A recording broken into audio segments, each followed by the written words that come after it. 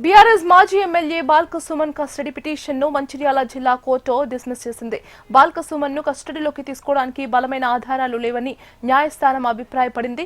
మంచిర్యాల జిల్లా క్యాతన్పల్లి మున్సిపల్ ఎన్నికల్లో BRS CPI సభ్యులు కలిసి మెజార్టీకి సాధించారు. ఈ సందర్భంగా నిర్వహించాల్సిన పాలకవర్గం ఎన్నికల్లో కాంగ్రెస్ గెలుపొందేందుకు చేసిన ప్రయత్నాలను బీఆర్ఎస్ నేతలు అడ్డుకున్నారు.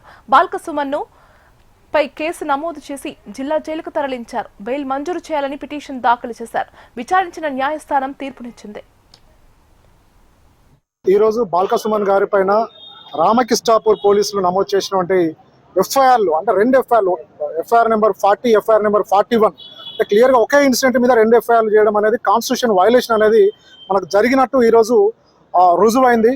అంటే మంచిర్యాల కోర్టుకు సంబంధించిన జేఎఫ్సీఎం కోర్టు డిస్మిస్ చేయడం, కస్టడీ పిటిషన్ డిస్మిస్ చేయడం, అదేవిధంగా పీటీ వారెంట్ కూడా డిస్మిస్ చేయడం అనేది దానికి క్లియర్గా ఇక్కడ వైలేషన్ జరిగింది. భారతీయ న్యాయ సంహితను కూడా వైలేట్ చేసినట్టు మనకు క్లియర్గా ఇక్కడ కనబడుతుంది. ఎక్కడ కూడా అంటే ఒక మున్సిపల్ ఎన్నికను అడ్డుకునే కార్యక్రమంలో భాగమే ఈరోజు తప్పుడు ఎఫ్ఐఆర్లు నమోదు చేయడం అనేది జరిగింది అనడానికి ఈరోజు డిస్మిస్ చేయడం అనేది ఒక ఉదాహరణగా మనకు నిలుస్తుంది. అంటే ఇక్కడ భారతదేశంలో రాజ్యాంగ ప్రకారమే మున్సిపల్ ఎన్నికలు జరిగినాయి, అదే మున్సిపల్ యాక్ట్ ప్రకారం ఎన్నికలు జరిగినాయి. ఒక 14 మంది కౌన్సిలర్లు ఉన్నటువంటి బీఆర్ఎస్ పార్టీకి సంబంధించిన మెజారిటీ సభ్యుల ఎన్నికని అడ్డుకునే కార్యక్రమంలో ఈరోజు ఎఫ్ఐఆర్ నమోదు కావడం, కార్యకర్త మీద కూడా దాడి కూడా జరిగింది. అలాంటి కంప్లైంట్ ఆన్లైన్ కూడా రిసిప్ట్ తీసుకున్న తర్వాత కూడా ఇప్పటికీ అదే రామకృష్ణాపూర్ పోలీసులు ఒక్క ఎఫ్ఐఆర్ కూడా నమోదు చేయకపోవడం, ఏదైతే ఎంక్వైరీ కూడా ప్రాపర్ ఎంక్వైరీ చేయకపోవడం, అది పెండింగ్ లో పెట్టడం, ఇలా ఇల్లీగల్ గా సుమన్ గారి మీద అదేవిధంగా దాదాపు 20-30 మంది మీద బీఆర్ఎస్ సంబంధించిన కార్యకర్తల మీద కేసులు పెట్టి చాలా మందిని ఇబ్బందులు కూడా గురి చేసే కార్యక్రమం మనకు జరిగింది.